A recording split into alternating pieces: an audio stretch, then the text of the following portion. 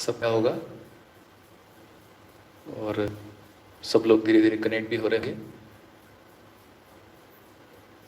एक बार मैं दोहरा दूं, हम लोग पृष्ठ 14 पर हैं।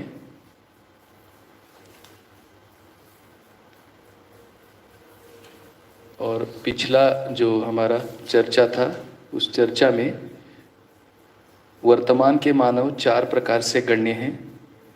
तो वो 4 प्रकार और 5 स्थितियों में जो व्यवहार की रीति अपनाई जाती रही है, उस पर एक विश्लेषण यहाँ बाबा जी ने प्रस्तुत किया। उस विश्लेषण को हम लोग पढ़ रहे थे। तो सब लोग जुड़ गए हों तो हम आगे बढ़ें। 11 है, अभी 11 है, 13,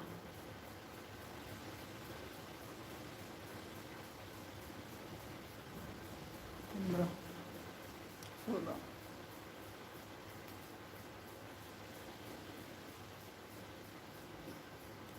ठीक है, शुरू करते हैं। पढ़ लेते हैं, तब तक कुछ लोग आएंगे और अपना विश्लेषण को आगे बढ़ाएंगे।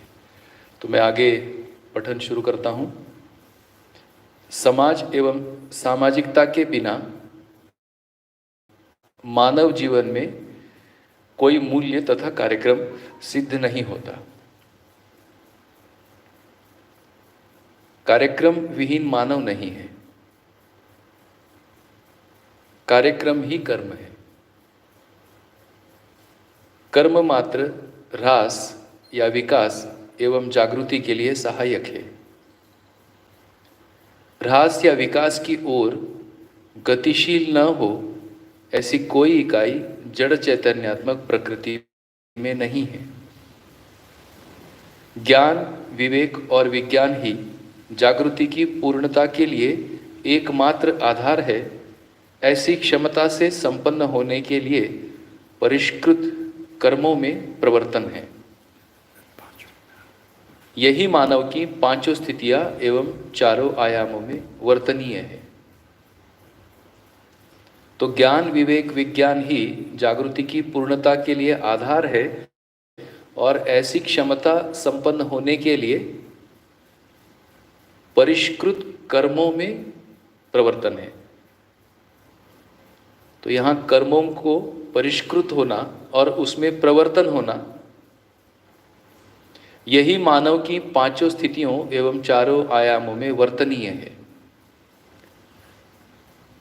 अब जो अगला पैराग्राफ है, वहाँ जो रिक्तताएं हैं, उन रिक्तताओं पर ध्यान। जैसे यथार्थ दर्शन विहीन अंतरराष्ट्र, समाधान विहीन कार्यक्रम एवं कोश विहीन व्यवस्था, धर्म पतित निष्ठाविहीन समाज, सत्य रहित कुटुंब, सदाचरण से रिक्त व्यक्ति सतत चिंतातुर हैं। तो एक सूत्र यहाँ याद आता है कि कैसा हमारा वस्तु स्थिति है भ्रमित स्थिति में। भूतकाल की पीड़ा, भविष्य की चिंता और वर्तमान से विरोध। तो ये जो चिंताएं हैं, इन चिंताओं से मुक्ति, जो ये रिक्तता है, इस रिक्तता को भरने से चिंताओं की मुक्ति है। धर्म का प्रत्यक्ष रूप ही सामाजिकता है। यही संस्कृति व सभ्यता है। मानव सहज परस्परता में निर्विषमता के लिए ही संस्कार, संस्कृति व सभ्यता की अनिवार्यता है। यही उपादेयता भी है। तो इन 2 लाइनों में धर्म का प्रत्यक्ष रूप ही सामाजिकता है। धर्म का अर्थ यहाँ पर सर्वतोमुखी समाधान। सर्वतोमुखी समाधान जो 5 आयामों में है, पुनः दोहरा दूं, शिक्षा संस्कार, स्वास्थ्य संयम, उत्पादन कार्य, विनिमय कोश और न्याय सुरक्षा। तो ये जो सर्वतोमुखी समाधान इन 5 आयामों में है, यही सामाजिकता का प्रत्यक्ष रूप है और यही संस्कृति और सभ्यता है। मानव सहज परस्परताओं में निर्विषमता के लिए ही संस्कार, संस्कृति व सभ्यता की अनिवार्यता है, यही उपादेयता भी है।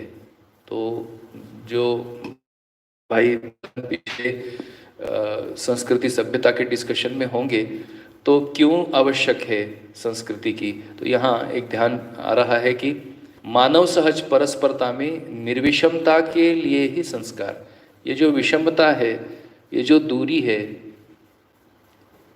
3-4 मुद्दे यहाँ जो याद आते हैं जिस पर हमें काम करना है, वो है स्त्री पुरुष समानता, अपना पराया से मुक्ति और गरीबी अमीरी में जो संतुलन है, ये जो विषमता है।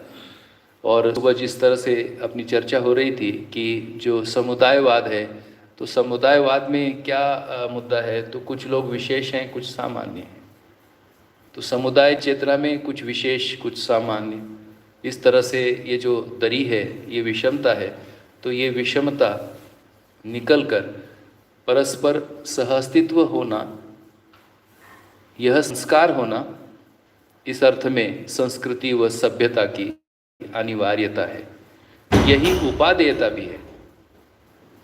समग्रता के प्रति रहस्यविहीन दर्शन को धारण करने में असमर्थ अंतरराष्ट्र, सत्यता के संरक्षण में एवं संवर्धन प्रक्रिया में असमर्थ व्यवस्था, सत्यता का प्रचार करने में असमर्थ समाज, सत्यता का अनुसरण करने में असमर्थ परिवार और सत्यतापूर्ण आचरण करने में असमर्थ व्यक्ति घोर क्लेश से पीड़ित है, ये देखा गया है।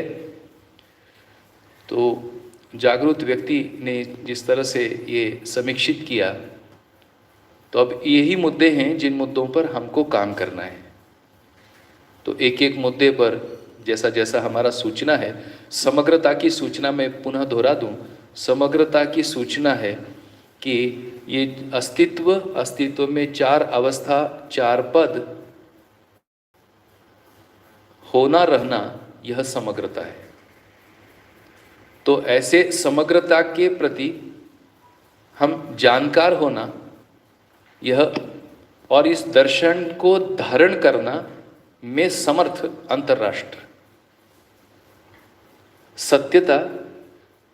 सत्यता जैसे वस्तुगत सत्य, वस्तु स्थिति सत्य रूपी सत्यता के संरक्षण में एवं संवर्धन प्रक्रिया में समर्थ व्यवस्था, जिसे राष्ट्र भी कहा जा रहा है, सत्यता का प्रचार करने में समर्थ समाज, सत्यता का अनुसरण करने में समर्थ परिवार और सत्यतापूर्ण आचरण करने में समर्थ व्यक्ति, ये मुद्दे हैं हमारे काम करने के लिए। तो जहाँ कर्म ही कार्यक्रम है, तो जो कर्म कार्यक्रम है, तो इस प्रकार से हम कार्यक्रमों को बांध सकते हैं, अपनी दिनचर्या और जीवन शैली को इस तरह से हम तैयार कर सकते हैं। ये एक उपाय योजना यहाँ पर स्पष्ट हो रही है।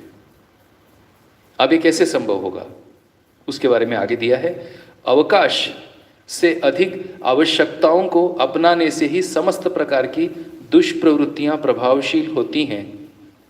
ये प्रधानता शोषण रूप में होती हैं, जो स्व पर हानिकारक होती हैं।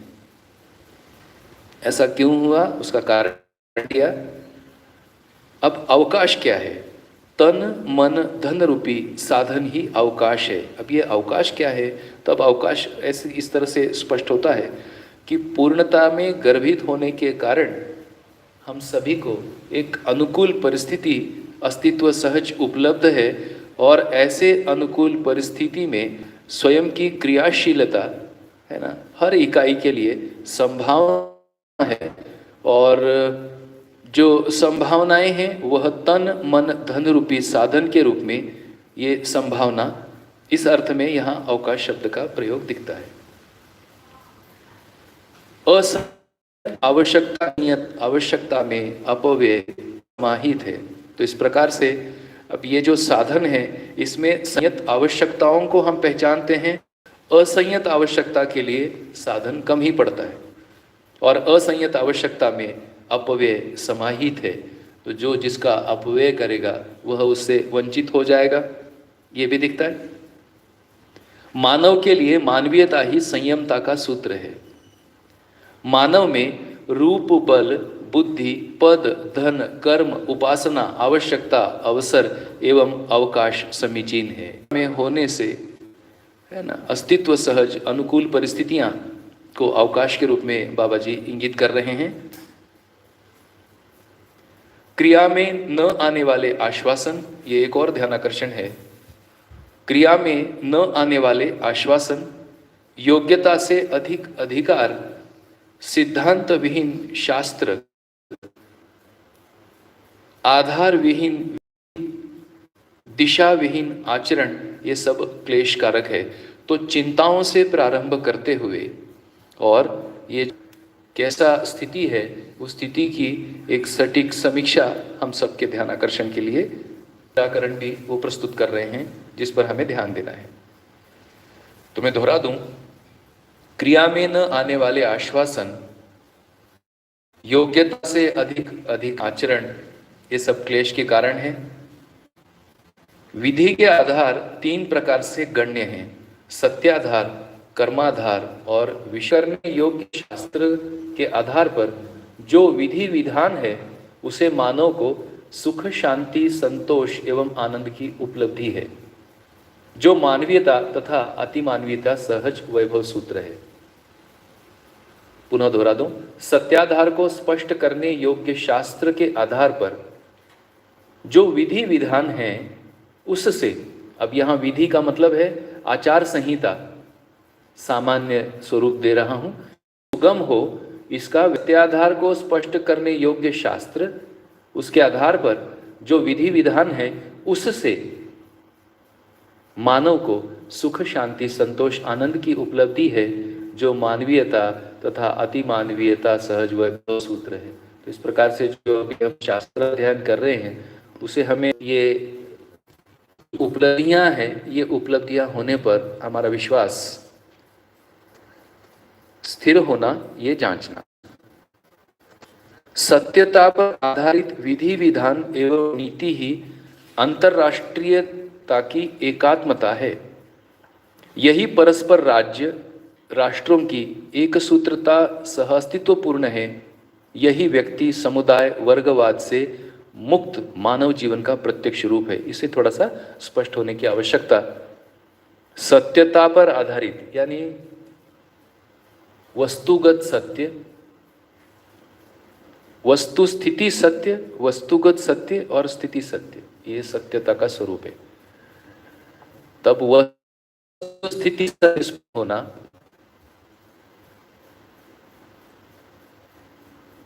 वस्तुगत सत्य स्पष्ट होना यानी इकाई का रूप, गुण, स्वभाव, धर्म ये स्पष्ट होना और स्थिति सत्य स्पष्ट होना, ये तीनों में ये स्पष्ट होने पर इस आधार पर जो विधि विधान एवं नीति, ये अंतर्राष्ट्रीय एकात्मता है।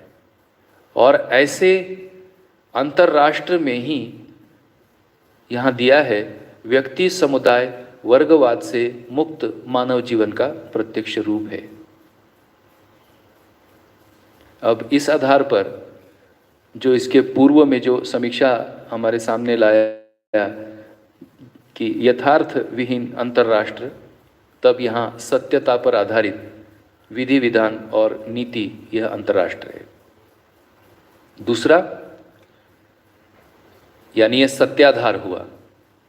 दूसरा स्थिति है कर्माधार पर निर्धारित विधि विधान संपन्न व्यवस्था प्रक्रिया में स्व पर लाभालाभ मुक्त विनिमय होता है। यह वर्ग भावना से मुक्त नहीं है, ये ध्यान देने का मुद्दा है। अब कर्माधार पर निर्धारित विधि विधान यानी कर्म प्रधान विधि से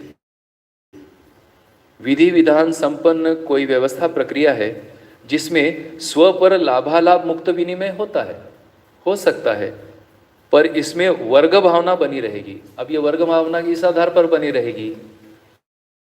कर्माधार आधारित समाज होगा तो फिर कर्म के आधार पर वर्ग होंगे और इस तरह से यह समाज वर्ग भावना से मुक्त नहीं होगा। तो इसलिए सत्याधार ही वर्ग भावना से मुक्त होने का आधार दिखता है। तीसरा दिया विषय आधार पर आधारित विधि विधान संपन्न शासन प्रक्रिया में स्वपर लाभ हानि होती है, इससे समाज की कोई व्याख्या नहीं है, समुदाय ही इसकी सीमा है। तब अब हमें स्पष्ट होना है कर्म दर्शन में ये स्पष्टता कि सत्याधार आधारित विधि विधान, कर्माधार पर आधारित विधि विधान, विषयाधार पर आधारित विधि विधान। अब इसमें क्या क्या है आगे? अंतरराष्ट्रीय एकात्मता, परस्पर राष्ट्रों में एक सूत्रता, कर्माधार में व्यवस्था प्रक्रिया और विषयाधार में शासन प्रक्रिया। ये तो मुझे लगता है सेल्फ एक्सप्लेनेटरी है। विषय आधार पर आधारित विधि विधान संपन्न शासन प्रक्रिया, इसमें कम ज़्यादा लगा ही रहता है। गरीबी अमीरी ये इसी की देन है। ये जितनी असमानताएं हैं जो अभी हमें दिखती हैं, ये सब इसी की देन है। इसलिए समुदाय ही इसकी सीमा है, जिसमें इसमें समाज की कोई व्याख्या नहीं मिलती। अब आगे, विवेकपूर्ण विचार, उपासना इच्छा सहित किया गया प्रत्येक कर्म सभी स्तर पर श्रेयस्कर है। श्रेयस्कर का मतलब है सभी के लिए उपलब्ध है। तब पुनः अब उपाय, ये कुछ स्पष्ट और गहरे उपाय प्रारंभ हो रहे हैं। इसको हम लोग धीरे धीरे देखेंगे। दर्शन क्षमता जागृति पर,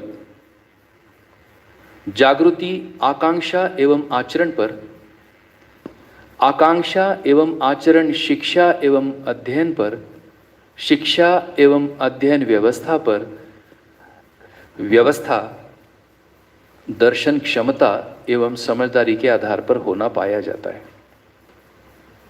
अब दर्शन क्षमता क्या है? दर्शन क्षमता है वास्तविकताओं को, अस्तित्व सहज वास्तविकताओं को देखने, पहचानने की क्षमता। जानना, मानना, पहचानना, निर्वाह करने की क्षमता। तो दर्शन क्षमता एवं समझदारी, यह आधार होने से ये व्यवस्था का आधार बनता है। क्योंकि जैसा दर्शन है वैसा समझ। तो जिस तरह से हम देखते हैं, समझते हैं, तो अभी दर्शन में हमने दृश्य देखा, इस दृश्य को देखने के लिए दृष्टि, और ऐसी दृष्टि कसित होना, 6 प्रकार की दृष्टि, प्रिय हित लाभ, न्याय धर्म सत्य। तो वास्तविकताओं के जो मूल नियम है, नियंत्रण है, संतुलन है और न्याय धर्म सत्य है, ये हम देख पाना, समझ पाना और उस आधार पर हमारा समझदारी सजना, यही व्यवस्था का आधार बनता है। ऐसा व्यवस्था का आधार से शिक्षा एवं अध्ययन सुलभ है, सुगम है। ऐसे शिक्षा और अध्ययन से आचरण एवं आकांक्षाओं को प्रकट होना सुलभ है, और ऐसे आचरण और आकांक्षा का प्रकटन ही जागृति है, और ऐसे जागृति से ही मानव की दर्शन क्षमता है ना प्रमाणित होती है। ठीक बात है। इस रूप में ज्ञानानुकूल यत्न, अब करना क्या है? ज्ञानानुकूल यत्न, यत्न यानी अपने प्रयत्न, यत्नानुकूल कार्य, कार्यानुकूल फल परिणाम, फल परिणाम के अनुकूल अनुभव, अनुभव अनुकूल में ज्ञान स्पष्ट हुआ है जो प्रसिद्ध है। तब यहाँ दिखता है कि प्रयास, ज्ञानानुकूल यत्न, ये प्रयास दिखता है। 3 प्रकार के कर्म फलों को पाने के लिए मानव आद्यांत कार्य करता है। स्वार्थ, परार्थ, परमार्थ के लक्ष्य भेद से संपूर्ण कर्म संपन्न होते हैं। अब यहाँ मध्यस्थ दर्शन के संदर्भ आ रहे हैं। पूरा संदर्भ ही मध्यस्थ दर्शन है, पर मध्यस्थ दर्शन का जो कोर संदर्भ है वो यहाँ पर आ रहा है। मैं आपको मध्यस्थ दर्शन की परिभाषा यहाँ पर सुनाता हूँ। इस आधार पर ये विश्लेषण हमारे लिए समझने में कुछ आसानी होगी।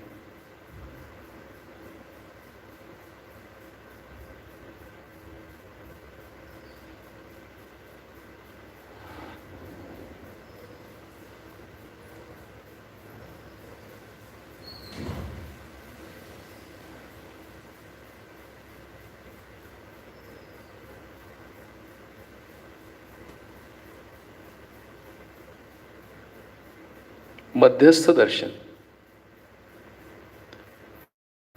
सह अस्तित्व में मध्यस्थ सत्ता, मध्यस्थ क्रिया, मध्यस्थ बल, मध्यस्थ जीवन का अध्ययन एवं सूत्र व्याख्या।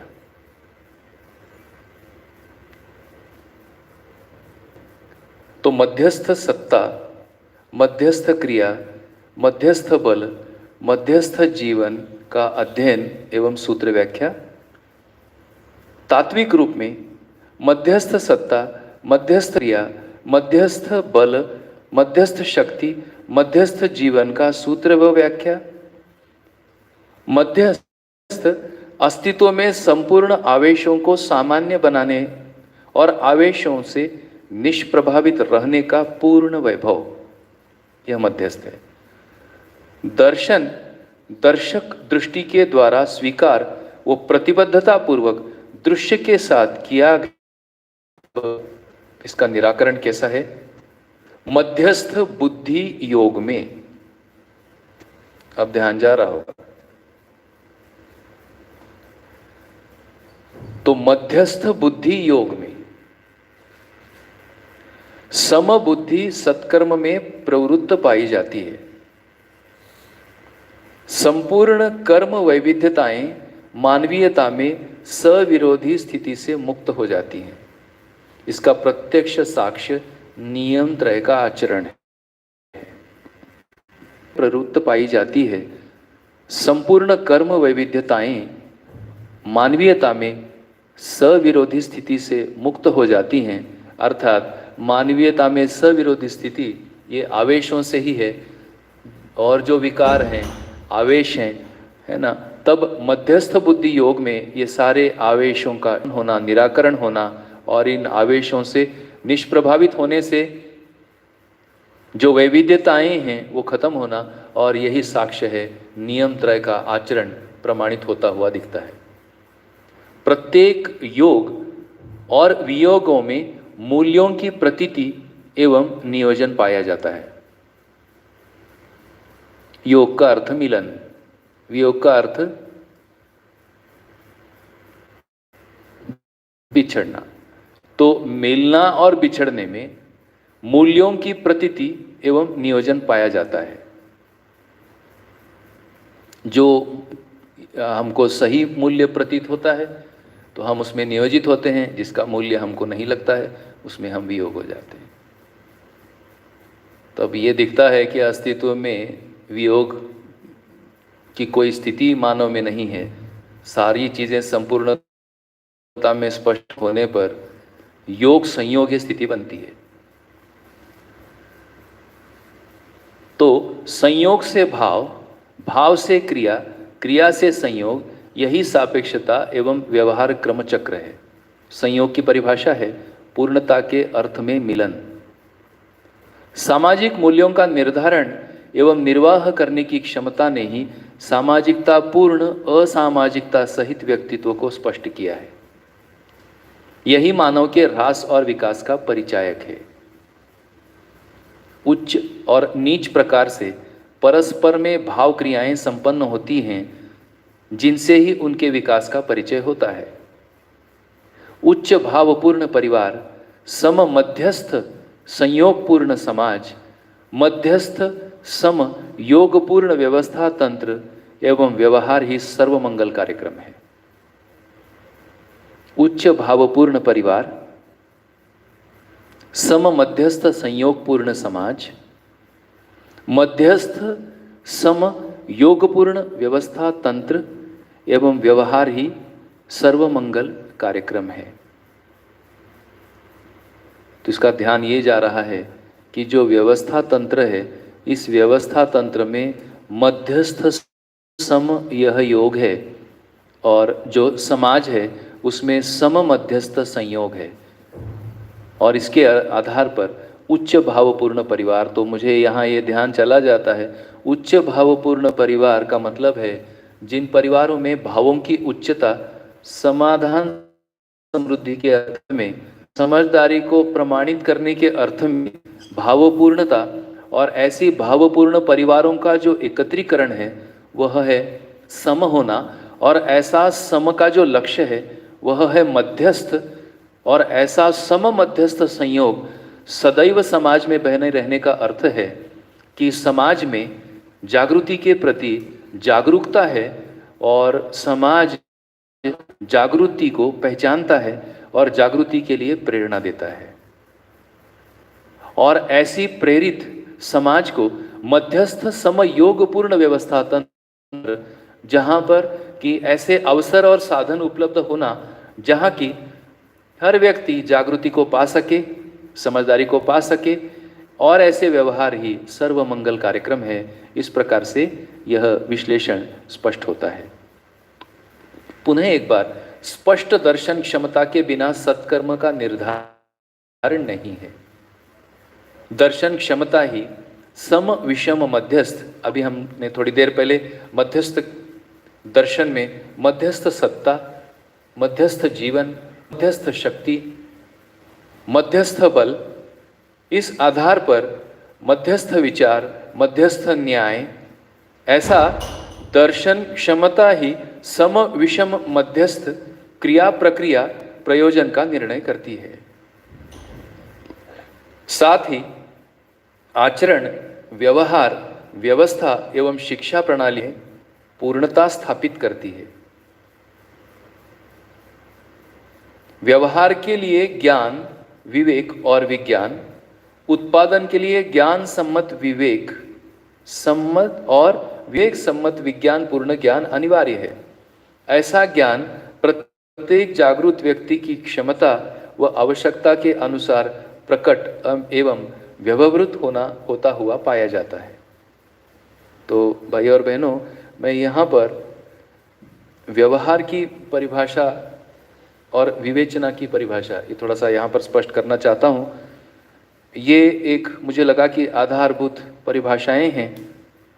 व्यवहार जो हमसे नैमित्तिक, ये रोज़ ही होता है, व्यवहार से अलग मानव तो नहीं है। जब तक मानव जीवित है तब तक मानव के साथ व्यवहार है ही। तो व्यवहार क्या है और विवेचना क्या है, तो इस प्रकार से हम थोड़ा सा ध्यान देते हैं। तो व्यवहार है ज्ञान, विवेक, विज्ञान रूपी समझदारी, सहज प्रमाण, ये व्यवहार है। मनुष्य की परस्परता में निहित मूल्यों का निर्वाह, यह व्यवहार है। तो परस्परताओं में जो निहित मूल्य हैं, मूल्यों की सूचना वापस एक बार हमें याद होना। मानव मूल्य 6 और परिवार मूल्य 18, जीवन मूल्य 4, वस्तु मूल्य 2, ये सबका आदान प्रदान, ये व्यवहार है।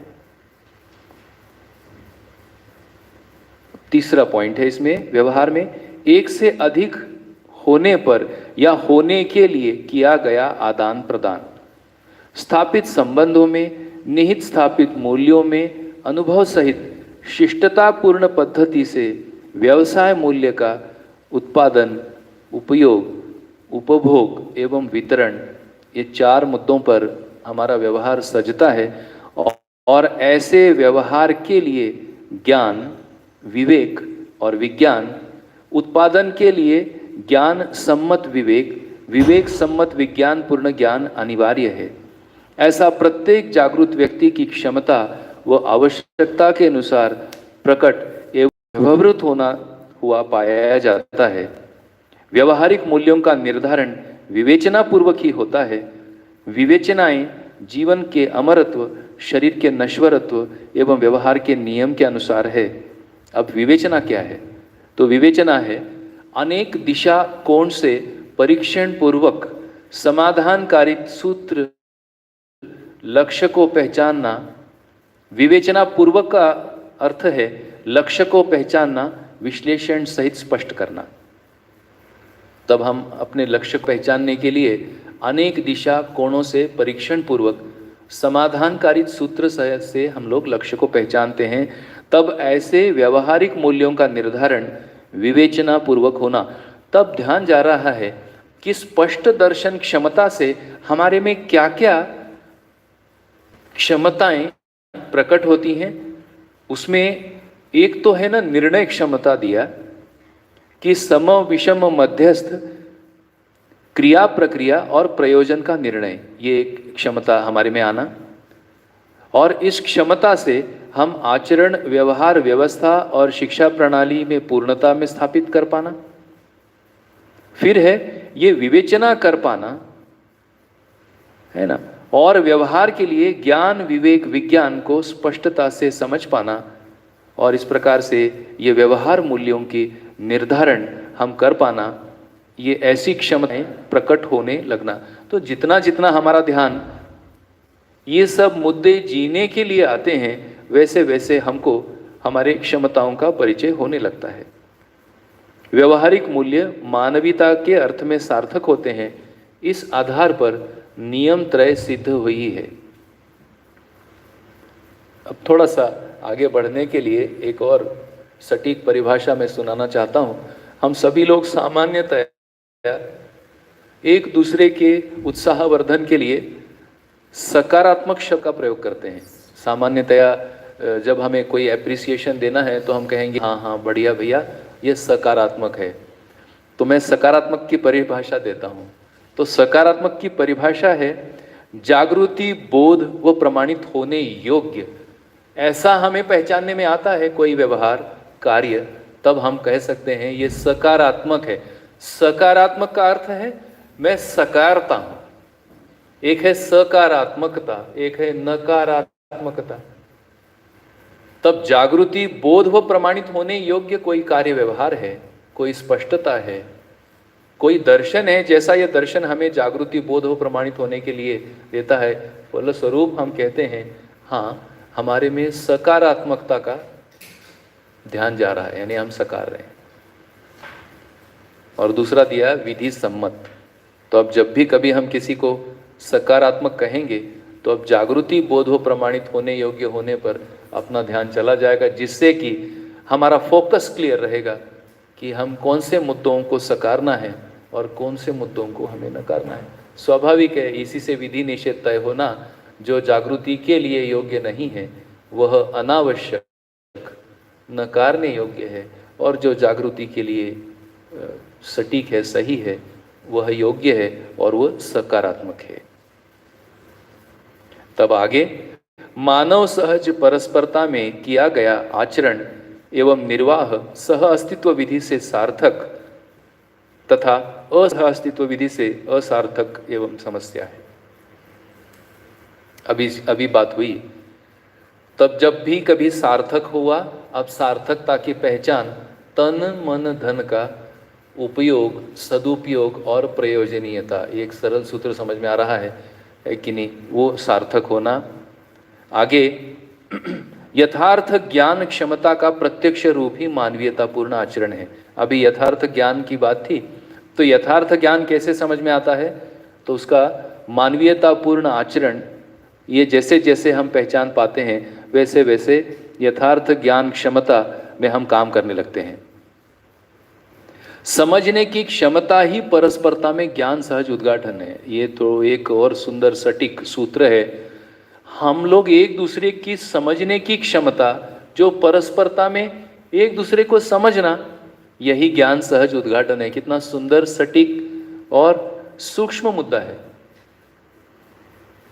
अभ्यास में हमारा ध्यान जाना कि क्या मैं समझ रहा हूं, परस्परता में क्या हम एक दूसरे को समझ रहे हैं।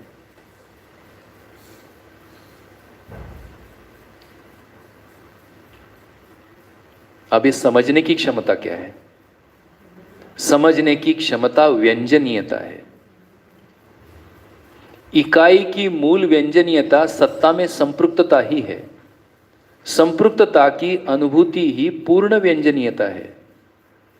चैतन्य इकाई की व्यंजनीय क्षमता में गुणात्मक परिमार्जन ही संस्कार है। यही दर्शन क्षमता एवं अनुभव क्षमता है। अब थोड़ा गहरा लेके जा रहे हैं कि स्पष्ट दर्शन क्षमता, दर्शन क्षमता। अब ये दर्शन क्षमता ये क्या प्रक्रिया है? तो ये प्रक्रिया है व्यंजनीयता। इसके आगे जो पुस्तक है मानव अभ्यास दर्शन, ये मानव अभ्यास दर्शन पूरा का पूरा व्यंजनीयता पर आधारित है। कैसे हमारे में व्यंजनाएं होती हैं। अब व्यंजना की यहाँ परिभाषा है मूल्य एवं क्रिया संकेत ग्रहण क्षमता। इतनी जानकारी हमें हो गई है कि अस्तित्व की जो इकाइयाँ हैं, हर इकाइयाँ मौलिक है, हर इकाई का मूल्य है, हर इकाई व्यवस्था में भागीदार है और मूल्य है और वो क्रिया कर रही है। तो ऐसे मूल्य क्रियाओं के संकेत है। आगे कर्म दर्शन में ही यहां पर आएगा संकोचन प्रसारण एक आएगा। तो मौलिक रूप में संकोचन प्रसारण यह संकेत, और यह संकेत परमाणविक स्थिति में संकोचन प्रसारण है ना, और यही संकोचन प्रसारण आगे पहचानना, निर्वाह करना और मानव में जो गतियां हैं, कंपनात्मक गति, और इस कंपनात्मक गति रूपी जो स्पंदन, इस स्पंदन को हम परावर्तन, प्रत्यावर्तन, स्थिति गति, बल शक्ति इस रूप में हम पहचानते हैं। तो इसका मतलब है कि मानव में जो क्रियाएं हैं, मानव का जो मूल्य है और जो क्रियाएं हैं, ऐसे हम परस्परता में हम पहचानने लगते हैं तो हमें मानव व्यंजित होने लगता है, स्पष्ट होने लगता है। यही समझने की क्षमता ही व्यंजनीयता है, और इसमें व्यंजनीयता सत्ता में संपृक्तता, ऐसा यहां पर स्पष्ट हो रहा है।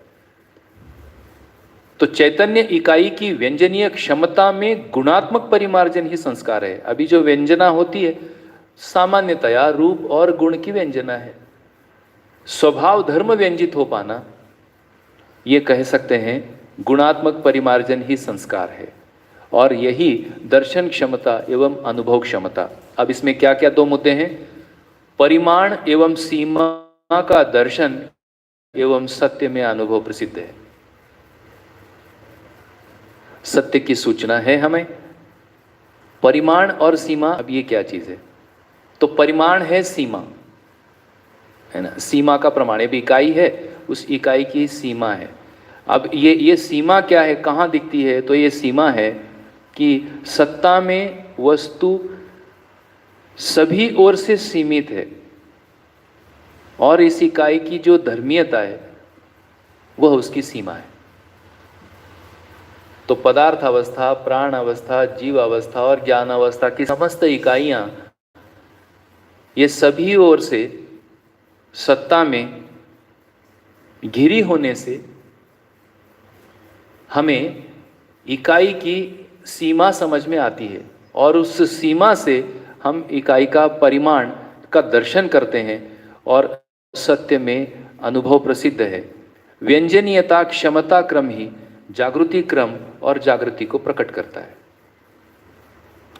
अब आगे मानव दर्शक व दृश्य सहअस्तित्व रूप में प्रकट वर्तमान है, यही दर्शन पृष्ठभूमि है। दर्शक की हमें सूचना है मानव के रूप में, दृश्य सहअस्तित्व के रूप में प्रकट वर्तमान है। हर पल हर क्षण हम उसको देख रहे हैं। चार अवस्था, चार अवस्थाओं का अंतर संबंध, अंतर संबंध में क्रिया, और यह क्रियाशीलता से एक व्यवस्था जो नित्य प्रकटन में है, यही वर्तमान है, यही पृष्ठभूमि है, यही दर्शन की पृष्ठभूमि है। प्रकटन को प्रमाणित करने के लिए दर्शक का रहना अनिवार्य है। दर्शक ही व्यंजनीय क्षमता से प्रतिष्ठित है। अभी थोड़ी देर पहले चर्चा हुई, प्रकृति अनंत इकाइयों का समूह है, यही दृश्य राशि है। राशि का मतलब बहुत सारी इकाइयां होना, ये दृश्य राशि है। प्रत्येक दर्शक भी दूसरे दर्शक के लिए दृश्य है। प्रत्येक इकाई अपने जागृति के अनुरूप दर्शक है। ये महत्वपूर्ण है कि हमारी अपनी जागृति की स्थिति के अनुरूप हम दर्शक। मानव जीवन का आद्यांत कार्यक्रम एवं आचार 3 प्रकार से गण्य है: सत्याचार, लोकाचार और विषयाचार। ये क्रम से उत्तम, मध्यम एवं अधम की परिगणना में है। ये स्वयं स्पष्ट है। मानवीयतापूर्ण आचरण ही अवधारणा सहज प्रमाण है। अवधारणा ही निवृत्ति में प्रमाणित होती है। निवृत्ति ही संवेग व विवेक। अब यहाँ उपाय योजना है और अनुभूति है कि मानवीयतापूर्ण आचरण ही अवधारणा सहज प्रमाण है। रहस्य मुक्ति अध्याय में अवधारणा पर काफ़ी सारी चर्चा हुई है, तो अवधारणा स्पष्ट हो गया होगा। तो सामान्य रूप में मैं यही कहूँगा, अभी सहअस्तित्व की सूचना को, समग्र सूचना को हम अवधारणा के रूप में ले सकते हैं। तो सहअस्तित्व अवधारणा, ऐसी अवधारणा ही निवृत्ति का मतलब है। निवृत्ति का मतलब है हम बंधन मुक्त या स्वानुशासित और स्वतंत्र, ये प्रमाणित होती है। ऐसे निवृत्ति ही कारण बनती है संवेग व विवेक, और संवेग व विवेक ही अनुगमन व अनुसरण। अनुगमन का अर्थ है परंपरा के रूप में अनुकरणीय गति या अनुकरणीय गति। तो संवेग व विवेक ही अनुगमन व अनुसरण, अनुगमन व अनुसरण ही उद्घाटन, उद्घाटन ही प्रकटन, प्रकटन ही प्रत्यक्ष, प्रत्यक्ष ही प्रमाण, प्रमाण ही अनुभूति, अनुभूति ही क्षमता, योग्यता और पात्रता, क्षमता, योग्यता, पात्रता ही स्थितिवत्ता, स्थितिवत्ता ही विभव, विभव ही वैभव और वैभव ही आचरण है। तब यहाँ अब दर्शन क्षमता होना और दर्शन क्षमता से अवधारणा आना, और ऐसे अवधारणा मानवीयतापूर्ण आचरण में प्रकट होना, और फलस्वरूप संवेग विवेक, संवेग विवेक के रूप में अनुगमन, यानी अवधारणा होने से मानवीय परंपरा का डिजाइन या स्वरूप स्पष्ट होना, और हम परंपरा में अनुकरणीय गति के लिए, है ना, हम आगे बढ़ना, यह अनुगमन है। अनुसरण है नियमों का अनुसरण, और अनुगमन और नियमों का अनुसरण से उद्घाटन, और इस तरह से हमारा स्थितिवत्ता रूपी वैभव। स्थितिवत्ता का मतलब है हम मानव इकाई स्थिति क्रिया भी है, गति क्रिया भी है। तो मानव इकाई का जो स्थिति होना, अनुभव की स्थिति होना, यानी एक क्षमता सिद्ध होना, ये स्थितिवत्ता है, यही विभव और यही वैभव है। तो इस प्रकार से मानवीयतापूर्ण आचरण ही वैभव है, ये यहाँ पर स्पष्ट हुआ। दृष्टापद ही दर्शन क्षमता का प्रतिरूप है और व्यवहार उसके अनुरूप है। अब ये प्रतिरूप और अनुरूप, ये काफ़ी मुद्दे परंपरा में आए हैं। अब यहाँ पर प्रतिरूप को कह रहे हैं, दृष्टापद की दर्शन क्षमता का प्रतिरूप और व्यवहार उसके अनुरूप है, जो प्रसिद्ध है। छोटा सा ध्यानाकर्षण हमारे लिए आ रहा है। विचार के अभाव में शरीर द्वारा कोई कार्य व्यवहार सिद्ध नहीं होता या प्रत्यक्ष नहीं होता। इससे स्पष्ट हो जाता है कि शरीर द्वारा किए जाने वाले संपूर्ण क्रियाकलाप के मूल में विचार ही है, शरीर विचार नहीं है। यह विचार को प्रसारित करने का माध्यम है। इस निष्कर्ष से विचार शरीर से अतिरिक्त है और यह चैतन्य क्रिया है। तब ऐसी दर्शन क्षमता से हमें यह स्पष्ट होना कि विचार मूल रूप में क्या चीज़ है। तो विचार मूल रूप में चैतन्य क्रिया है और यह शरीर से अतिरिक्त क्रिया है। इस प्रकार जो सुबह बात आ रही थी कि जागृत स्वप्न और सुषुप्ति में क्या होना है ना, कायिक वाचिक मानसिक क्रिया में क्या अंतर्भूत होना, तो ये एक अभ्यास कि विचार चैतन्य क्रिया है ना, इस पर हमारा ध्यान चला जाना। वैचारिक क्षमता मानव की पांचों स्थितियों में है, जो 5 स्थितियां अभी हमने चर्चा किया। इसलिए सर्व मानव में क्षमता समान है। वैचारिक क्षमता के परिमार्जन हेतु सत्मार्ग एवं शुभकारी योगाभ्यास प्रसिद्ध है। चेतना विकास मूल्य शिक्षा पूर्वक संस्कार में गुणात्मक परिवर्तन है, यही सर्व शुभकारी है। पुनः यही वैचारिक क्षमता है। यह क्रम मानवीयता तथा अतिमानवीयता पूर्ण आचरणों से संपन्न होने तक परिपूर्ण व्यवस्था है। यह नियंत्रण के पालन अनुसरण एवं अनुशीलन पूर्वक सफल है, अन्यथा असफल है। यहाँ अनुशीलन का मतलब है प्रमाणित होने के लिए स्पष्ट होना, यह अनुशीलन है। नियम त्रय का पालन अनुसरण, अनुसरण का अर्थ स्पष्ट है, यानी नियम त्रय जो सुबह से चर्चा आ रही थी, बौद्धिक नियम, प्राकृतिक नियम, सामाजिक नियम। तो ऐसी वैचारिक क्षमता के परिमार्जन के लिए उपाय योजना, उपाय योजना का दिया है योगाभ्यास। योगाभ्यास का मतलब है, जो मुझे समझ में आ रहा है, मानवीय शिक्षा और व्यवस्था में हम मानव, है ना, एक दूसरे के साथ परस्परताओं में, है ना, योगाभ्यास प्रसिद्ध है। इसी को कहा चेतना विकास, मूल्य शिक्षा पूर्वक संस्कार में गुणात्मक परिवर्तन है, यही सर्वशुभकारी है। पुनः यही वैचारिक क्षमता है। तो विचार के आधार पर मानवीयता और अतिमानवीयता पूर्ण आचरणों से संपन्न होने तक परिपूर्ण व्यवस्था में होना, यही योगाभ्यास है। इसमें दिया ही है, योगाभ्यास मिलन का अभ्यास, मिलन के अनंतर स्वीकृति जीवन जागृति के रूप में और विकृति अमानवीयता के रूप में दृष्टव्य है। अब ऐसा योगाभ्यास जिसमें वैचारिक क्षमता का परिमार्जन होना, ऐसे मिलन के अनंतर जीवन में स्वीकृति होना स्वाभाविक है। प्रत्येक मानव प्रबुद्धता के लिए प्रयास है। प्रबुद्धता का प्रत्यक्ष रूप ही मानवीयता पूर्ण आचरण है और मानवीयता और अतिमानवीयता पूर्वक ही व्यवस्था पूर्वक वैभव है जो पूर्ण है। पूर्ण का मतलब है हर मानव की क्षमता, पात्रता और योग्यता, यानी पात्रता विकसित होना, योग्यता विकसित होना। पात्रता का अर्थ है ग्रहण क्रिया, योग्यता का अर्थ है अभिव्यक्त क्रिया। ऐसा पात्रता और योग्यता को होना, यानी क्षमता जो कि वहन होना है, ऐसा क्षमता विकसित होने को कहते हैं पूर्ण वैभव। और ऐसी व्यवस्था जहाँ पर ये सारी क्षमताएं विकसित होने को कहेंगे पूर्ण व्यवस्था।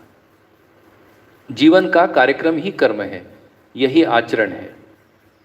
समृद्धि, कला और बोध के लिए आचरण मानवीयतापूर्ण मानव में पाया जाता है। अभी कैसे पहचाने?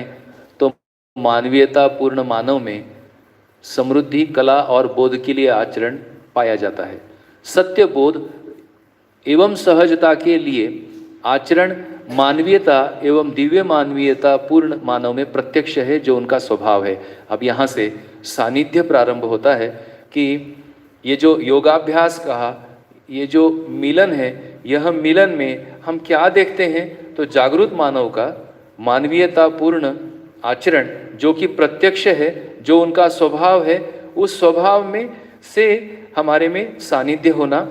मानव के लिए मानवीयता एवं अतिमानवीयता पूर्ण आचरण ही नितांत उपयोगी एवं आवश्यक है।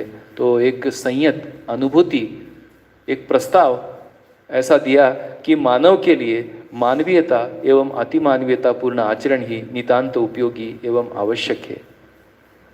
तो अब हमें सोचना है, मानव की पांचों स्थितियां परस्पर पूरक है। इनकी एक सूत्रता ही अखंड सामाजिकता है।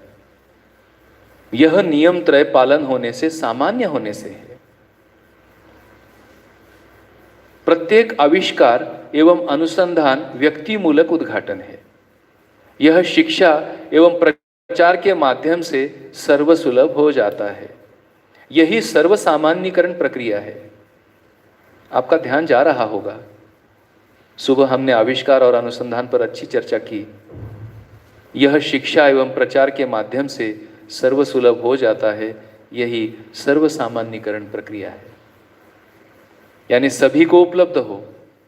तो जिस प्रकार से यह जो कार्यक्रम अभी हो रहा है और अनेकों जगह पर हो रहा होगा, तो जिस प्रकार से सरलता से, सादगी से इन दर्शनों की पुस्तकों को पठन पूर्वक उसके जो विश्लेषण है, सामान्य विश्लेषण, जिससे कि सुनने वाले का उस पर ध्यान चला जाए और वह इस तरह से जीने के लिए, समझने के लिए प्रेरणा बने, इस रूप में यह प्रचार हो रहा है, ऐसी मेरी स्वीकृति है। और इस सर्वसामान्यीकरण प्रक्रिया, ऐसी सामान्यीकरण प्रक्रिया में भाग लेकर मुझे भी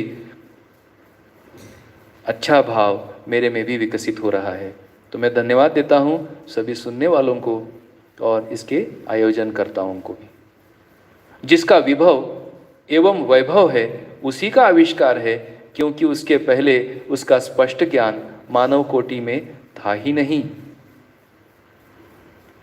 उस समय में अर्थात सन 2000 से पहले जो समझ मानव समुदायों में रहा, उसकी तुलना में मध्यस्थ दर्शन आविष्कार अनुसंधान है। सह अस्तित्व में से के लिए प्रकटन ही आविष्कार है। आविष्कार की सामान्यकरण प्रक्रिया ही शिक्षा, यही चेतना विकास मूल्य शिक्षा है। सुबह की चर्चा आपके स्मरण में हो, मानव के लिए जितना उन्नत अवकाश है उतना ही पतन के लिए भी अवकाश है। अब ये एक ध्यान आकर्षण आ रहा है, इस पर ध्यान देने की आवश्यकता, सतर्क रहने की आवश्यकता।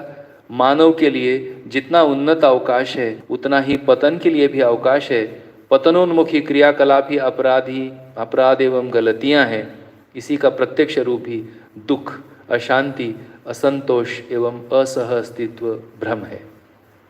पतनोन्मुखी जीवन की श्रृंखला में अपराध के 3 कारण दृश्यवे हैं। एक है अभाव, अत्याशा एवं अज्ञान। इसी के साथ ही राग, द्वेष, असत्य, अभिमान, भय, आलस्य, रोग एवं और असफलता भी है।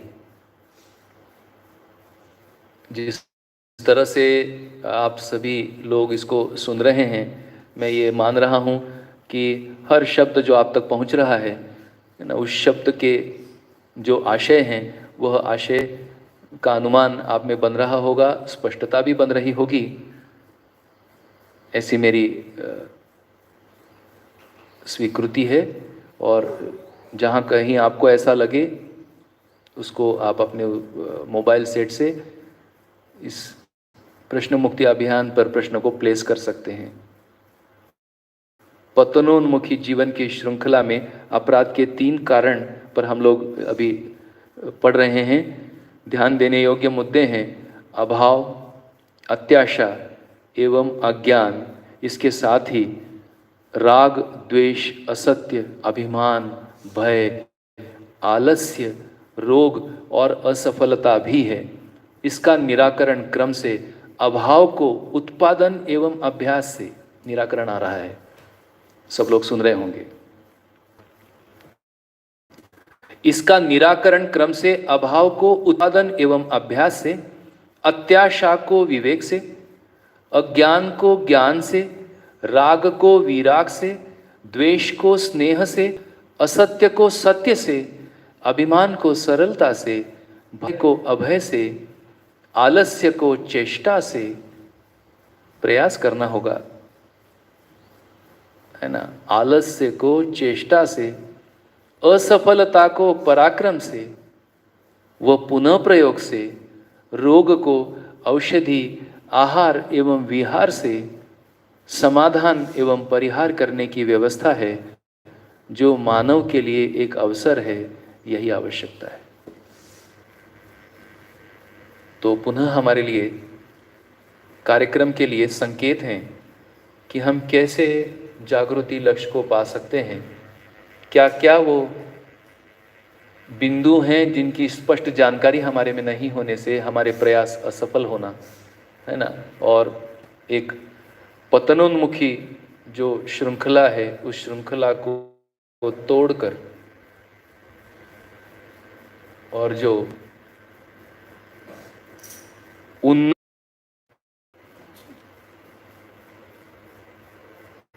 विवेक का उपयोग हो जाना ही अखंडता है, जो स्वर्गीयता है।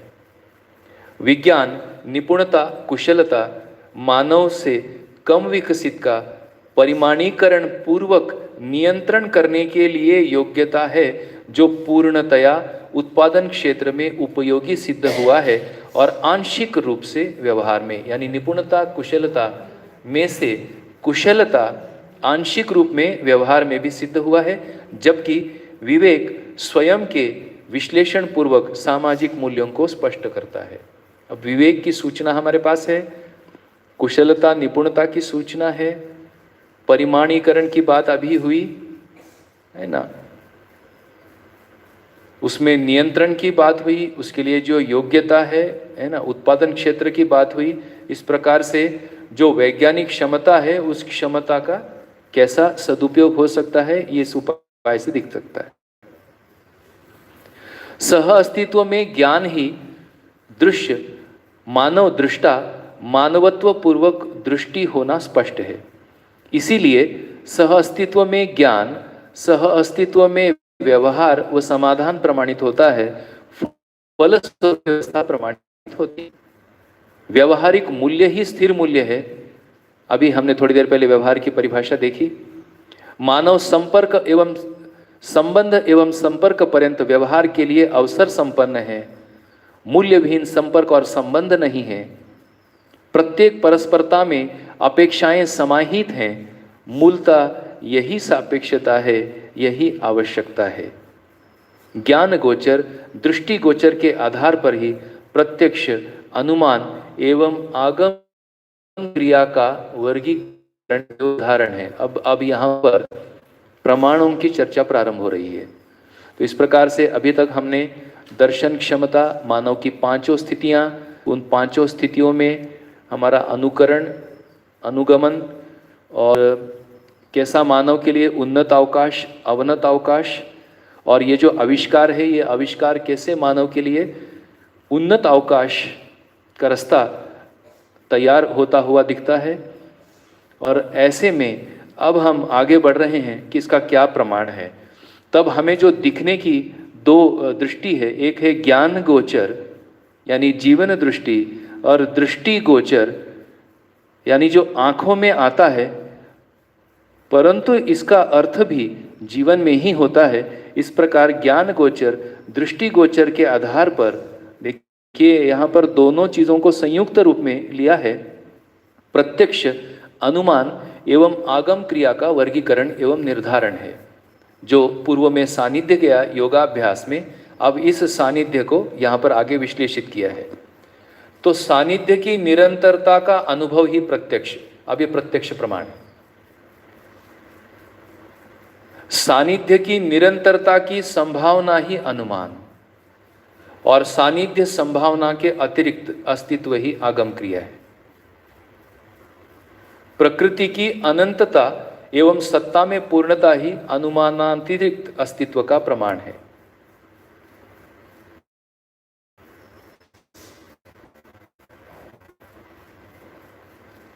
तो प्रकृति की अनंतता एवं सत्ता में पूर्णता ही अनुमानातिरिक्त अस्तित्व का प्रमाण है। सानिध्य की निरंतरता का अनुभव ही प्रत्यक्ष, सानिध्य की निरंतरता की संभावना ही अनुमान, और सानिध्य संभावनाओं के अतिरिक्त अस्तित्व ही आगम क्रिया है। और यह हमें प्रकृति की अनंतता और सत्ता में पूर्णता ये अस्तित्व का प्रमाण है। तो इसका मतलब है कि प्रत्यक्ष, अनुमान और आगम क्रिया, ये तीनों क्रियाओं के प्रमाण एक अर्थ में यहाँ पर स्पष्ट किए गए हैं। और आगे विश्लेषण होगा। सुरेंद्र भाई इसके अध्येता हैं परंपराओं के भी, तो मैं उनसे विनय करूँगा कि ये जो प्रमाण की बात परंपरा में हुआ है, जो प्रत्यक्ष, अनुमान, आगम, और ये परंपरा के प्रमाण, और बाबा जी ने इसको जिस तरह से परिभाषित किया है, तो ये परिभाषित प्रमाण किसे प्रत्यक्ष कह रहे हैं, क्या अनुमान और आगम, ऐसे इसमें दिया हुआ है। पर एक तुलनात्मक यदि प्रस्तुत करेंगे तो कर्म दर्शन में यह एक सहायक है ना, प्रमाणों को पहचानने में एक सहायता होगी। तो इसका मतलब है कि प्रकृति की अनंतता और सत्ता में पूर्णता, इसके अलावा और इसमें कुछ है नहीं। इसका मतलब यह रहस्य से मुक्त है, यानी जो कुछ है सभी अस्तित्व है, और ऐसे अस्तित्व ही फिर आगम क्रिया है, और ऐसे अस्तित्व की आगम क्रिया में परस्पर सानिध्य ही अनुमान है या उसकी निरंतरता है। और ऐसा हमारे में दिख पाना, एक दूसरे को हम पहचान पाना, यही सानिध्य की निरंतरता का अनुभव है, प्रत्यक्ष है, यही सुख है। ऐसा सानिध्य ही शिक्षा और व्यवस्था है, और यही परस्परता में सह अस्तित्व, सुख, समाधान, और क्या कहें, इसकी निरंतरता है। तो इस प्रकार से मानव का न्यायिक और सामाजिक होना, यही सानिध्य का इसमें मुझे तो स्पष्ट हो रहा है। इसलिए भाई और बहनों, मानव की आवश्यकता क्या है ना, मानव का अध्ययन, हम मानव के साथ ही सुखी होंगे, मानव के साथ ही समझदार होंगे। मानव मानव परस्परता ही यहाँ पर प्रमाण के रूप में बाबा जी ने वर्णित किया है, इंगित किया है, ये ध्यान जाता है। तो थोड़ा सा मैं कुछ आपको विश्लेषित कर पाया हूँ, ऐसा मुझे लगता है। अब हम आगे थोड़ा गहन चल रहे हैं।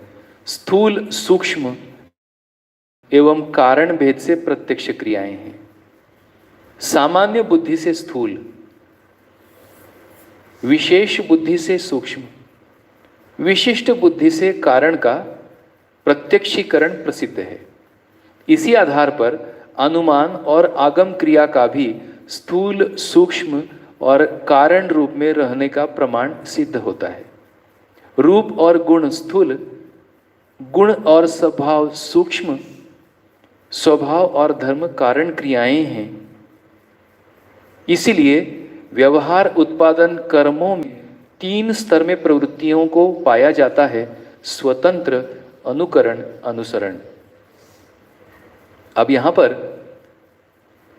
कर्मों में स्वतंत्र, अनुकरण और अनुसरण, अब उसका जो आधार है, ये आधार हमें स्पष्ट होना।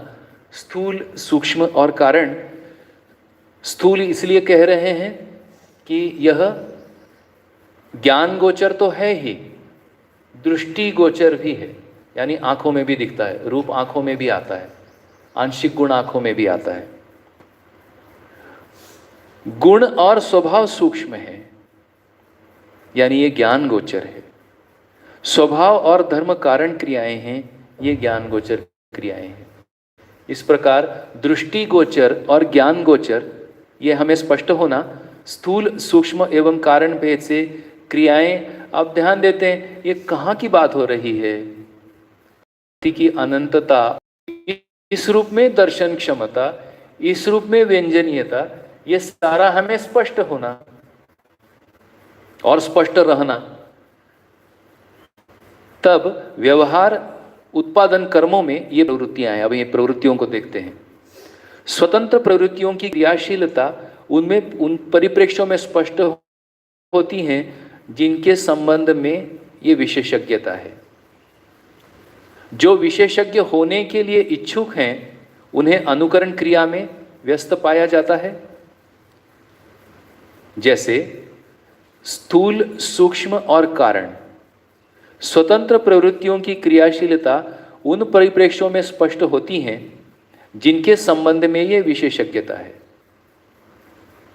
तब आगे सामान्य बुद्धि से स्थूल, विशेष बुद्धि से सूक्ष्म, विशिष्ट बुद्धि से कारण का प्रत्यक्षीकरण है। इस आधार पर ये विशेषज्ञ होने के अर्थ में स्वतंत्र प्रवृत्तियां, जिनमें विशेषज्ञता के प्रति इच्छा जागृत नहीं हुई है, उन्हें अनुसरण क्रिया में अनुशीलन पूर्वक ही कर्म एवं व्यवहारत पाया जाता है। ये विकास एवं अवसर के योगफल का द्योतक है, प्रधानता व्यवस्था और शिक्षा ही है। तो इस प्रकार से शिक्षा और व्यवस्था से विशेषज्ञता के प्रति इच्छा जागृत करने के अर्थ में स्वतंत्र प्रवृत्तियां और ऐसी अनुकरण प्रवृत्तियां जो शिक्षा और व्यवस्था में स्पष्ट होती हैं। तो ऐसा एक अंतर संबंध व्यवहार और उत्पादन कर्मों में स्वतंत्र अनुकरण और अनुसरण के रूप में यहां पर दर्शाया गया है। तो हम तो चाहते ही हैं कि विशेषज्ञता के प्रति इच्छा जागृत होना, पर उसके लिए अनुसरण क्रिया में अनुशीलन पूर्वक व्यवस्था होना, जिससे कि विशेषज्ञता के प्रति इच्छा जागृत होना, जिससे कि स्वतंत्र प्रवृत्तियां विकसित हो। अब आगे स्वतंत्र सक्रियता स्थूल, सूक्ष्म एवं कारण क्रिया की सानिध्यानुभूति क्षमता से, अनुकरणात्मक सक्रियता स्थूल एवं सूक्ष्म क्रिया की सानिध्यानुभूति क्षमता से, यानी इसमें कारण क्रिया के लिए जिज्ञासा होना। और आगे अनुसरणात्मक सक्रियता स्थूल क्रिया की अनुभूति क्षमता से संपन्न पाई जाती है। यही व्यंजनीय क्षमता में प्रत्यक्ष अंतरांतर है। तब जो व्यंजनीय क्षमता की बात हुई थी कि हम स्थूल को पहचान पा रहे हैं, सूक्ष्म को पहचान पा रहे हैं और कारण को पहचान पा रहे हैं। ये सभी क्रियाओं को हमें स्पष्ट होना और इस आधार पर हमारी जो प्रवृत्तियां हैं वो स्वतंत्र, अनुकरण और अनुसरण है। अब आगे इनकी लक्षण दिए हैं। स्वतंत्र सक्रियता में नियंत्रण क्षमता, स्वायत्त। अनुकरण क्षमता में स्वेच्छा से नियंत्रित होने की क्षमता और अनुसरण सक्रियता में अनुशासित होने की क्षमता समाहित है। वापस दोहरा देता हूं। स्वतंत्र सक्रियता में नियंत्रण क्षमता स्वायत्त, अनुकरण क्षमता में स्वेच्छा से नियंत्रित होने की क्षमता और अनुसरण सक्रियता में अनुशासित होने की क्षमता समाहित है। सार्वभौमिक कामना अनुरूप कार्यक्रम में रत होने से ही सभी स्थितियों में दोष दूर होते हैं, यही मांगल्यप्रद है। तो मैं यहाँ पर शिक्षा और व्यवस्था का संदर्भ आया है, उस रूप में शिक्षा और व्यवस्था की पद्धति और प्रणाली में यह अनुसरण, अनुकरण और स्वतंत्र प्रवृत्तियों के लिए हमारे में पद्धति, प्रणाली और नीति तय होना, ताकि जो आने वाली पीढ़ी है वह पीढ़ी का जो प्रारंभ है अब यहाँ पर दिखता है कि अनुसरण सक्रियता से शुरू होना। इस रूप में नियमों का अनुसरण है। तो जो नीति, पद्धति और प्रक्रियाओं में जब भी ऐसे इस प्रकार से हम शिक्षा और व्यवस्था में काम करते हैं तो एक अनुसरण प्रवृत्ति में विकास होना एक आवश्यकता। धीरे धीरे अनुशासन का मतलब है वहाँ पर अनुशासन है। अनुशासन का अर्थ है विधि और निषेध है, क्या करणीय है क्या अकरणीय है। उस रूप में हमें कर्तव्य और दायित्वों का बोध स्पष्ट होना होता है। और व्यवहार दर्शन में गया होगा वो 4-5 पद थे, व्यवस्थापक, प्रचारक, विद्वान और ऐसे अनुशासन पूर्वक जीने वाले प्रजा। तो यह एक अनुशासनात्मक सक्रियता जिससे कि अनुसरण प्रवृत्ति हमारे में विकसित हो, जो कि अनुगमन के लिए प्रेरणा है, परंपरा के अर्थ में चलने के लिए प्रेरणा है। और फिर स्वेच्छा से अनुकरण क्षमता हमारे में आना और फिर हमारे में स्वतंत्र सक्रियता यानी स्वायत्त होने की प्रेरणा हमारे में आना। स्वायत्त मानव की अवधारणा सभी को स्पष्ट है, तो स्वायत्त मानव की अवधारणा यहाँ पर दोहरा देना मुझे संयुक्तिक लगता है, क्योंकि यहाँ पर ये जो शिक्षा और व्यवस्था के संदर्भ आए हैं। तो स्वायत्त मानव की अवधारणा स्वयं के प्रति विश्वास, श्रेष्ठता का सम्मान, प्रतिभा और व्यक्तित्व में संतुलन, व्यवहार में सामाजिक और व्यवसाय में स्वावलंबी, इस प्रकार की सक्रियता ये स्वतंत्र सक्रियता है। तब सार्वभौमिक कामनानुरूप कार्यक्रम में रत होने से सभी स्थितियों में दोष दूर होते हैं, यही मांगल्यप्रद है। अब इस पर थोड़ी सी चर्चा कि ये सार्वभौमिक कामनानुरूप कार्यक्रम में रत होना ये क्या है। तब इस पर एक चर्चा हम कर सकते हैं कि हम पूरा जो दर्शन है, यह दर्शन का जो जैसा मैं स्पष्ट हो रहा हूं, भाई मैं इसको क्यों पढ़ रहा हूं, तो एक सूत्र है अखंडता और सार्वभौमिकता। यह हमारे चित्रण में स्थिर होना। अखंडता के मूल में मूल्य है। अब ये मूल्य संपृक्तता की स्थिति से यह मूल्य हम यदि पहचानने का प्रयास करते हैं तो अखंडता के रूप में समाज दिखता है। तो समाज में जो मूल्यमयता है, यह मूल्यमयता मुझ में स्थिर होना, इसको कहते हैं अखंड सामाजिकता। और सार्वभौमता के मूल में संबंध दिखते हैं। तो इस प्रकार से मूल्य और संबंध में एक सूत्र होना, यह सार्वभौमिक कामना के रूप में समझ में आता है। तो इस प्रकार से अखंडता और सार्वभौमिकता की कामनानुरूप जो कार्यक्रम है, उसमें हम रत होने से हमारी जो सभी स्थितियां हैं, इन स्थितियों के दोष दूर होते हैं, यही मांगल्यप्रद है। अब ये दोषों को एक बार वापस बताए हैं कि पर धन, पर नारी, पर पुरुष, पर पीड़ा ही व्यवहारिक, सामाजिक एवं भौतिक उन्नति तथा जागृति में बाधक है। राग, द्वेष, अविद्या एवं अभिमान भौतिक जागृति में अवरोधक सिद्ध हुए हैं। भय आध्यात्मिक अनुभूति योग्य क्षमता के विकास में अवरोधक है। वापस दोहरा देता हूं, भय आध्यात्मिक अनुभूति योग्य क्षमता के विकास में अवरोधक है। तो भय का निराकरण होना है। प्राकृतिक वैभव के अपव्यय से ऋतु असंतुलन एवं उससे क्लेशोदय होता है, जो प्रत्यक्ष है। स्वधन, स्वनारी, स्वपुरुष एवं दयापूर्ण कार्य व्यवहार तथा आचरण से सामाजिक सुख एवं संतुलन का, सामाजिक सुख का हमने अभी चर्चा किया, संतुलन की भी चर्चा हमारी सुबह हुई है। असंग्रह, विद्या, स्नेह, सरलता से बौद्धिक सुख का, अभयता से आध्यात्मिक आनंद का अनुभव है। यही भौतिक, बौद्धिक एवं आध्यात्मिक का प्रयोजन, विचार एवं अनुभूति व्यक्ति का, व्यक्ति, परिवार, समाज, राष्ट्र एवं अंतर्राष्ट्र की एक सूत्रता, संतुलन, समाधान एवं समृद्धि है। यही सार्वभौमिक साम्य कामना है। तो इस प्रकार से जो सार्वभौमिक साम्य कामना जो अभी स्पष्ट हुआ, अखंडता और सामाजिकता का ये पूरा चित्रण हमारे में स्पष्ट होना, समस्त कर्मों से मानव में सत्य में प्रतिष्ठा, धर्म में आरूढ़ता, न्याय में निरंतरता एवं वस्तु की उपयोगिता का अनुभव करने की कामना एवं प्रयास किया है, जिसके लिए सत्याभिमुखी, धर्माभिमुखी, न्यायाभिमुखी एवं विषयाभिमुखी प्रयास किए हैं। यह प्रत्यक्ष है।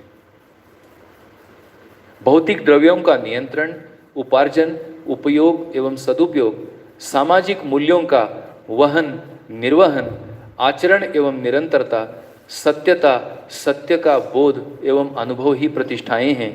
इनके बिना मानव तृप्त एवं निर्भ्रांत नहीं है। उत्पादन और सेवा के अर्थ का उपार्जन, अर्थ के सदुपयोग में समृद्धि, संयत उपयोग एवं सदुपयोग में संतुलन, सार्वभौमिक धर्म में समाधान, सत्य सत्यता में अनुभव तथा आनंद प्रसिद्ध है।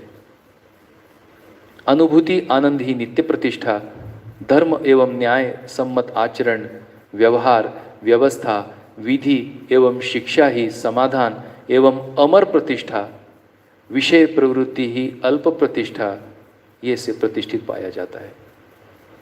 तो पूरा अभी तक हमने जो पढ़ा, उस पढ़ने में, उस पठन में इस बात पर ध्यान जाता है कि अब हमें ही स्वविवेक से निर्णय लेना है कि कौन सी प्रतिष्ठा में हम अपने को प्रतिष्ठित पाए जाते हैं। तो अल्प प्रतिष्ठा, अमर प्रतिष्ठा और नित्य प्रतिष्ठा है ना, ये 3 प्रतिष्ठा है। अब इन प्रतिष्ठाओं के आधार पर कर्म है और यही कर्म दर्शन की यहाँ तक की एक स्पष्टता मुझको लगता है हम लेने का प्रयास कर रहे हैं। तो इतना जितना अभी हमने कुछ पढ़ा 8-9 पेजेस, इस पेजेस को वापस आज घर में पढ़ सकते हैं और इस पर यदि कोई क्वेरी हो तो हम लोग उस पर कल उत्तर कर सकते हैं। और इस अध्याय के कुछ 5-6 पृष्ठ हैं, उन पृष्ठों सहित कुछ और समरी मैं करने का कल प्रयास करूँगा। तो आज मुझे लग रहा है कि इतना पर्याप्त है और जितना भी आपका ध्यान गया होगा कुछ स्पष्टता बनी होगी। कुछ यदि प्रश्न उस पर बनते हैं तो हम कल उस पर डिस्कस कर सकते हैं। तो आज इतना ही मेरी ओर से मैं समाप्त करना चाहता हूँ। नमस्ते, सभी को शुभ रात्रि, धन्यवाद।